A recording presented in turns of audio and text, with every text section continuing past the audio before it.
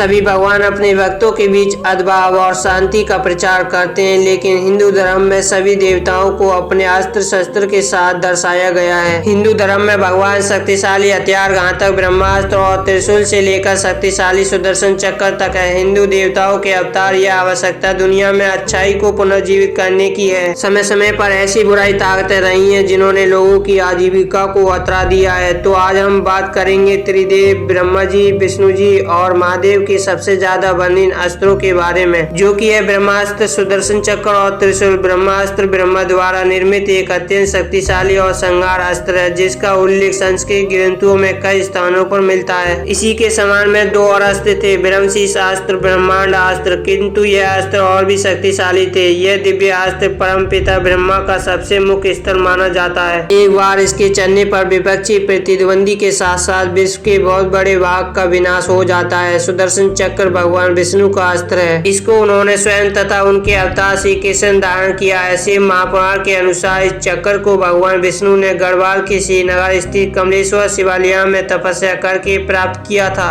सुदर्शन चक्र अस्त्र के रूप में प्रयोग किए जाने वाला एक अस्त्र है, जो चलाने के बाद अपने लक्ष्य पर पहुंचकर वापस आ जाता है। यह चक्र भगवान विष्णु को हरीश्वर लिंग यानी कि शंकर से प्राप्त हुआ था। सुदर्शन चक्र भगवान विष्णु का अमोघ अस्त्र है। पुराणों में उल्लेख मिलता है कि इस चक्र ने देवताओं की रक्षा तथा राक्षसों के संहार में अतुलनीय भूमिका का निर्वाह किया था। त्रिशूल या त्रिशूल के राज्यों से क्रियाशीलता, तत्व और तमस के तीन अलग अलग गुणों का पता चलता है। इसका मतलब दुनिया के तीन दुखों को मिटाना भी हो सकता है, अर्थात मानसिक, शारीरिक और आध्यात्मिक। शिव का अस्त्र त्रिशूल एक ही है। हिंदू पौराणिक कथाओं में सबसे शक्तिशाली हथियार जब शिव के हथियार के रूप में देखा जाता है, तो त्रिशूल को तीनों लोगों को नष्ट करने वाला माना जाता है। भौतिक संसार, पूर्वजनों की दुनिया और मन की दुनिया। त्रिशूल का केंद्र बिंदु सुषुम्ना का प्रतिनिधित्व करता है और इसीलिए ईड़ा और पिंगला का प्रतिनिधित्व करने वाले अन्य दो से अधिक लंबा है। तो अब इन तीनों में से सबसे अधिक शक्तिशाली कौन है, ब्रह्मास्त्र या सुदर्शन चक्र या त्रिशूल, हम जानेंगे इस वीडियो में। लेकिन उससे पहले आप हमारे चैनल को सब्सक्राइब करना ना भूलें और साथ ही बेल आइकन को प्रेस करें और बोलें हरिओम। सबसे पहले बात करते हैं ब्रह्मास्त्र की। ब्रह्मदेव संसार के रचयिता हैं, तो जिसने बनाया उसको नष्ट करना भी आता होगा। तो आसान भाषा में ब्रह्मास्त्र एक ऐसा अस्त्र है जो सभी निर्मित जीव जंतुओं को नष्ट कर सकता है। जब यह अस्त्र चलाया जाता है तो एक आग का गोला निकलता है और आसमान में बिजली तथा एक तूफान आ जाता है। ब्रह्मास्त्र को आप एक न्यूक्लियर वेपन की तरह समझ सकते हैं। यह बहुत विध्वंसक है। ब्रह्मास्त्र से बच पाना नामुमकिन है, लेकिन महाबली हनुमान इससे बच गए थे। जब यह लंका पहुंचे थे और लंका का तहस नहस कर रहे थे, तब इंद्रजीत ने क्रोधित होकर उन पर ब्रह्मास्त्र चला दिया था। लेकिन हनुमान जी ने ब्रह्मास्त्र को नमस्कार कर उसका स्वागत किया और उन्हें ब्रह्मास्त्र से कुछ नहीं हुआ, क्योंकि उन्हें ब्रह्मा जी से वरदान था कि कोई भी अस्त्र या शस्त्र उनके समक्ष टिक नहीं पाएगा। ब्रह्मास्त्र का प्रयोग ब्रह्मांड में कई बार हुआ था। श्री राम ने इसे जयंता पर चलाया था जब उसने सीता माता को हानि पहुंचाई थी। मारीच पर भी उन्होंने इस विध्वंसा अस्त्र का प्रयोग किया था और लंकापति रावण के साथ युद्ध में इसका प्रयोग हुआ था जब श्री राम की सेना समुद्र पार नहीं कर पा रही थी और उन्होंने वरुण देव से कई बार प्रार्थना की, और जब वो वहां पर नहीं आए तब भगवान श्री राम ने क्रोधित होकर ब्रह्मास्त्र चलाने का निर्णय लिया था और तभी वरुण देव वहां पर उपस्थित हुए थे और उन्हें समुद्र को पार करने का मार्ग बताया था। लेकिन ब्रह्मास्त्र यदि एक बार निकल जाए तो वह चलाना पड़ता है। तो वरुण देव के कहने पर श्री राम ने ब्रह्मास्त्र पर अतुल्य पर चला दिया और फिर वह ज्यादा पसंद बन गया है संपूर्ण रेगिस्तान। यह था ब्रह्मास्त्र का नतीजा। युद्ध कांड में 22